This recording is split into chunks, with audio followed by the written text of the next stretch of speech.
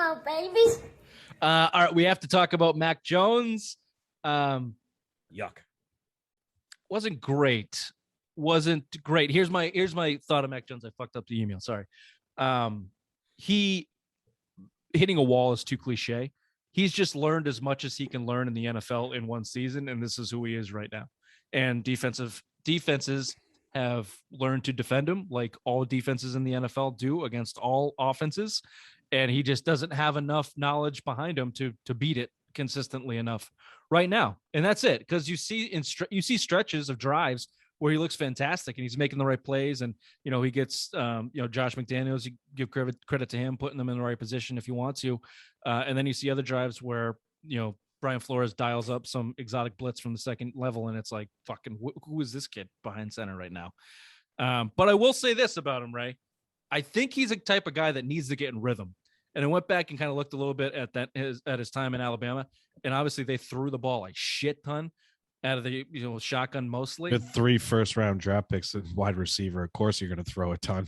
Well, to my point, though, that's what I guess maybe that's what he's used to. And we've seen these games where they've had to come behind in the second half. By mid-third quarter, kind of beginning of that fourth quarter, he kind of gets on a little bit of a roll. I don't know if that's game flow or what you want to blame it on, or I just think that he's the type of guy that you need to kind of get him into a little bit of rhythm. You can't expect him to go back there, throw 6 times, then not throw for a quarter, and then come out there and throw down the field, especially as a rookie. I don't think he's set up for that, Raymond. Or Bill. No, I don't think he's set up for that either. But like I said in the text exchange yesterday as well, we have the slowest wide receiver core in the NFL. I believe we're like 31 out of 32. These guys aren't going to break away like he had in college with all 4.3 40 times. These guys are a little slower. They take time to get open, and they have to develop their routes, blah, blah, blah, blah, blah. So I think that's another part of his game that he has to learn to deal with, is that, hey, I don't have the top guys in the country that I'm throwing to you right now. I got a Nelson Aguilar who is quick, but not the quickest guy in the world. And Kendrick Bourne, again, a quick guy, not fast, just quick. He can get open, but it takes time for these guys to get open. And that's part of Mac's problem, is that he doesn't have this sure thing right away. He has to let these guys develop and get something open. Yeah, it sure looks like it takes for fucking ever for those guys to get to the second level and make a move. Even Kendrick Bourne, who has had a great year and a great pickup for them. He's probably your fastest and most shifty wide receiver, and that's saying a lot. I think the biggest thing with Mac, you want to talk about a rhythm, and it's something, you only see him really running in the, your 2-minute drill. You look at when he's trailing games, and you want to talk about a rhythm, give him in a hurry up offense. You saw it in the second half yesterday, trying to trail in 2 touchdowns. You get him up to the line quickly, and that's the rhythm you're talking about, Rich. And they don't do it enough in the games because, they want long, sustained drives with this team to kind of keep the other offense off the field. That's what the run game, Mac, little throws, dink and dunk, get down the field. I mean, it's been the bread and butter of the Patriots for going on 20 years, even with Brady, honestly, especially in the later years, but I mean, that's the rhythm that you want to see him in. Run more hurry up in the middle of games, especially when you're seeing shit in the, you get picked off in the beginning to start the game for a pick 6. It's like, okay, try to get him in the rhythm early instead of being down 2 scores. That's when it's like you're still trying to run that scripted offense that you had your first few plays that just got negated because you threw a pick 6. It's like, come on, man, just come out firing. Stop this run game shit. You can't. You're not good playing from behind. I think the last 4 games it's been 37-8 in the first quarter or something, 37-9, some ridiculous number. 38-7. They've been outscored in the first quarter in the last 4 games. That includes a 7-3 lead over the Jacksonville Jaguars. So I mean, that's a problem, and this has been my problem with Mac all year, is because I think, the Patriots as a whole, is I've been saying they're a front runner. And again, you're getting down early, but you're still trying to run this offense and you're not getting Mac in a rhythm. Incorporate this hurry up, let him start getting into games early instead of when there's too much time. There's not enough time late in the games, because this is what's going to happen. We start against the Colts when they ran out of time. We start last night against Miami. We started against Buffalo late. I mean, the Patriots needed stops late, but still, like there could have been different times in this game to get Mac rolling earlier in those contests.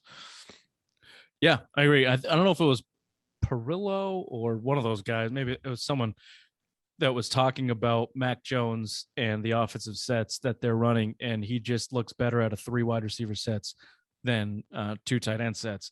And we saw that against Jacksonville when they opened it up. Now, it was Jacksonville. I get it. And the Bruins scored. Thanks for that, Bill. 2-2, Bruins Capitals. Okay. And We saw. I think that's what they closer to what he ran in Alabama. I think they're trying to shoehorn him into this offense and protect him, and they've done a great job about it all year. But they've also certainly sheltered him a little too much. We can pick out certain examples. The Bucks game, kicking that field goal. They tried to open up against Dallas. He looked okay. Had a pick six. He had a couple rookie mistakes. But I agree with you. I think they got to open up a little bit more for him and let him try and get some rhythm throwing the ball around. And certainly not get off to a slow start. That 38-7 number in the first quarter is pretty abysmal. Bill, you touched on a little bit. The injuries leaving this game are a little concerning. Christian Barmore left. The MRI was negative. I think people are expecting him to come back and play. I don't expect him to play. Oh, he got carted off the field. No structural damage. It sounds like it's probably walk on it.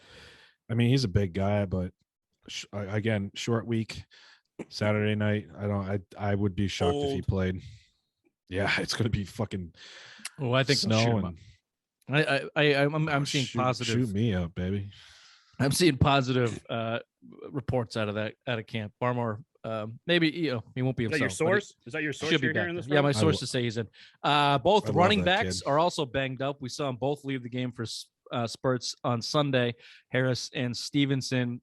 Stevenson looked like he had a concussion, but came on back in. Said, yeah, fine. He's just dumb. Just let him play. Yeah. Fucking rumming up and ding dong. Roll him back in. Nothing weed can't help. Yeah, he's a weed guy. I think Harris is probably dealing with a litany of fucking injuries, and that's the hamstring. He's on a pitch count anyway. Well, not official, but you saw it last week. I think he had 11 carries. They benched him in a big blowout game. I don't think he had a carry after like midway through the third. No. So they really, or even in the second half, I don't even think he played the second half. No. Yeah. So I mean, he's on a pitch count there, and you need him healthy, especially. I mean, the winds might not be as crazy, but that's snow coming and cold weather in Buffalo on a Saturday night game, primetime game. You need both these backs healthy, and you need them to carry the load, because this is the only way you're going to beat Buffalo. Is a repeat of 6 weeks ago with maybe just a little more throws in there, please. But that's the way you're going to do it. You need to win a 21-14 or 21-17 game or 16-14 game. I mean, that's the way you're going to beat Buffalo, and that's the only way you're going to do it, is running the fucking football, and maybe Mac throwing like 10 to 15 times. Like 3 is not going to cut it again. Yeah, and that's a great segment too. It's Saturday night in Buffalo. How fucking trash are those fans going to be? But before we get to the last injury, I wanted to say for Raymond, because I know he has a special place for this guy in his heart. Isaiah Wynn left the field with an ankle injury. Made it all season pretty much, though. Raymond? Yeah, he played great. He protected Mac so well. Half the time he was letting up fucking defenders or laying those motherfuckers and letting Mac get destroyed. Fuck this guy. Address this in the draft or free agency. We need a left tackle that can go along with Mac and protect him for years to come, not this bomb Isaiah. I wouldn't mind seeing him if Wynn can't go to bump Trent Brown out there to left tackle. I was surprised. I don't know why they didn't do that. Because Bill doesn't like to do it. They've said it before. Like Skarnecki is already, like, when he was on the team, he did not like to create another problem, like moving guys around. If they would just bring in the backups and then make sure it worked like that. You want me to tell you what was a problem? Aningwa and his fucking turnstile of pass blocking. I was surprised they had him on left tackle. Like, he's been terrible this year. Terrible. I think he's a guy that is really not benefiting from that ideology of not shaking guys around. Last year, he was their best offensive lineman. He mainly played inside, a little bit of right tackle. And this year, he's been basically their swing guy wherever they need someone to plug in. So, when Trent Brown was shitty. out, my point is he's been shitty because I don't think he's had a place to really solidify his home this year. The offensive line as a whole, I'm throwing out that Jacksonville game because they're putrid and that. But the 3 games against playoff caliber teams, and I'm putting Miami in that category, their offensive line has been putrid.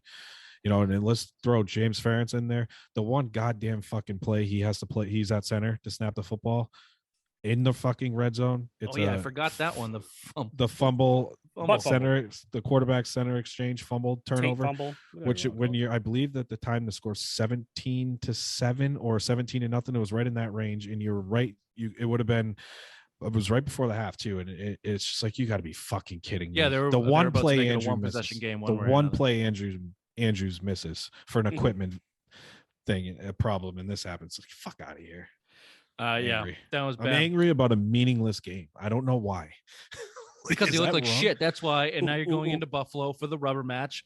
It is expected to be 0 to below 0. Huh? I saw 10 mile an hour per winds. I didn't see any snow though. You guys are seeing snow?